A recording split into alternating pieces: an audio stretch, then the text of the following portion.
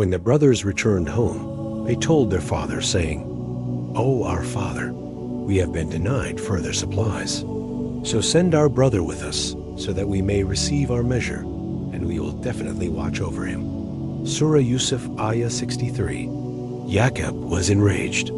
How could he trust them when they had failed him terribly with Yusuf, alayhi salam? After some time, however, their needs pressed Yaqub, alayhi salam, to send Binyamin with them for more provisions.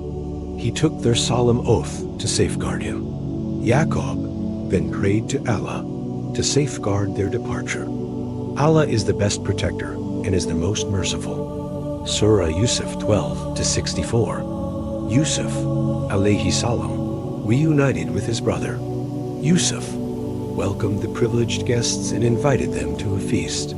With great difficulty, he withheld from immediately embracing his brother. Yusuf, alayhi salam, showered his guests with his gifts and hospitality.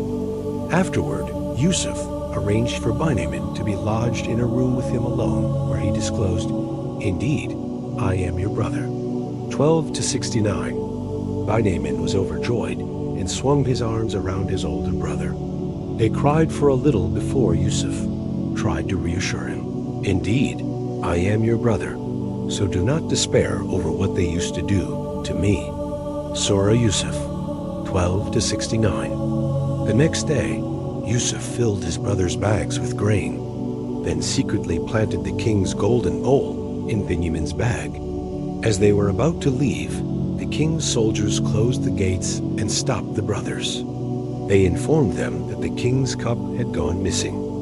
"By Allah, you have certainly known that we did not come to cause corruption in the land, and we have not been thieves," the brothers protested. 12 to 73. The soldiers pursuing the matters further inquired about the consequences if the thief was among them. With confidence, the brothers responded that if one of them was found guilty, they should offer themselves a slave to the owner of the stolen cup. The brother believed that this would be just to lend oneself over as property to the owner, just as the thief had taken their property. During the search, the cup was found in Binyamin's bag. The soldiers cried, "O caravan, indeed you are thieves." Shock and disbelief struck the brothers. Thoughts of their sick father at home and their promise to protect Binyamin at all costs circled their minds. The brothers knew that their father loved Binyamin very dearly, and he was a means of relief since losing Yusuf. They worried the loss of Binyamin would completely devastate their father. They begged the soldiers to release their younger brother and take one of them instead, but the soldiers refused. The eldest among the brothers said, "I will never leave this land until my father permits me or Allah decides for me, and he is the best of judges." Surah Yusuf, Ayah 80. So the rest of the brothers left Egypt, leaving the eldest behind. Yaqub suffers patiently. When they returned home, they broke the news to Yaqub, "O our father, indeed your son has stolen, and we did not testify except to what we knew, and we were not witnesses of the unseen. And ask the city in which we were, and the caravan in which we came, and indeed we are truthful." 128182. Prophet Yaqub faced the grave situation with the grace of a true believer. Seeking any kind of peace, he turned to prayer, placing his trust in Allah. Plan, perhaps Allah will bring them to me all together. Indeed it is He who is the knowing, the wise. 12 to 83. He hoped for the safe return of his youngest and eldest sons, who remained stuck in Egypt. Yet this new loss rekindled his enduring grief for Yusuf. Turning away in sorrow, he cried, "Oh my sorrow over Yusuf." 12 to 84. It is said that in his sadness, he cried so much his eyes became white from grief, which led to his blindness. His condition became so bad, the brothers began to worry about his health. They warned Yaqub, "By Allah, you will not cease remembering Yusuf until you become fatally ill or become one of those who perish." Surah Yusuf, Ayah 85. In his steadfastness, Yaqub responded to his sons saying, I only complain of my suffering and my grief to Allah, and I know from Allah that which you do not know. 12 to 86. Commentators believe that in saying this line, I know from Allah that which you do not know, was expressing his belief in the goodness from Allah. He anticipates that Yusuf is still alive, and that the vision he conveyed to him when he was young would still hold true. Yaqub then responded, O my sons, go and find out about Joseph and his brother, and despair not of relief from Allah. Indeed, no one despairs of relief from Allah except the disbelieving people. 12 to 87. The return to Egypt. The sons returned to Egypt once again. They met with Yusuf and pleaded that tragedy had befallen them. Yusuf gave short image. Yusuf then spoke to them in their native language.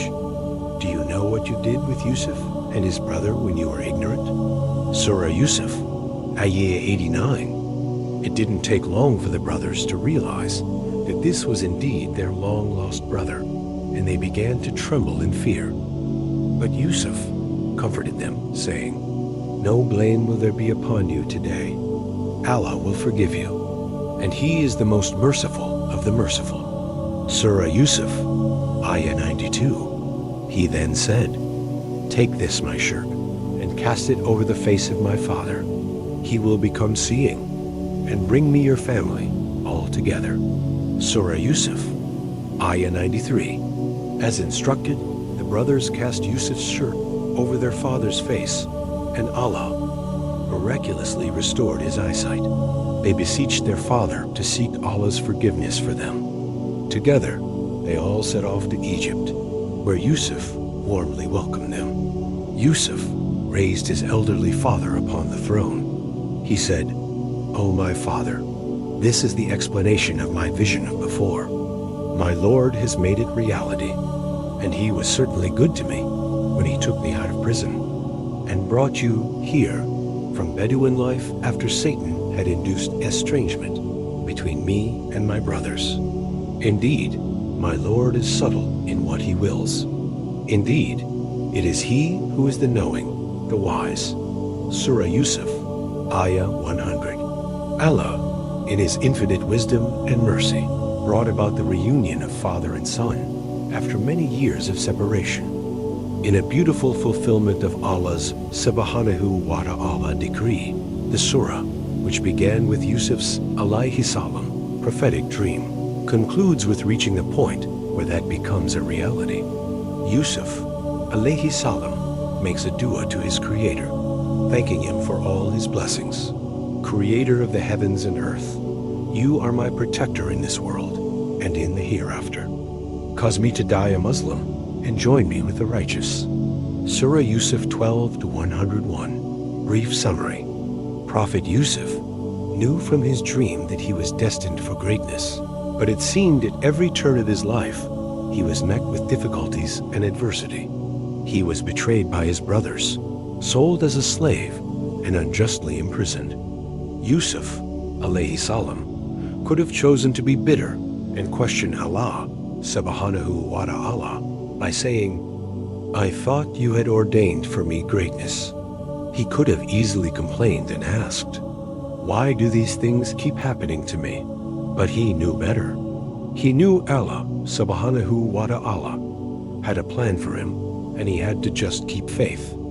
Yusuf focused on being the best he could, treating people right, with respect and dignity, and doing more than what was requested of him. If he did his part, he knew Allah would take care of him. He was taken away as a child and grew up not knowing his family.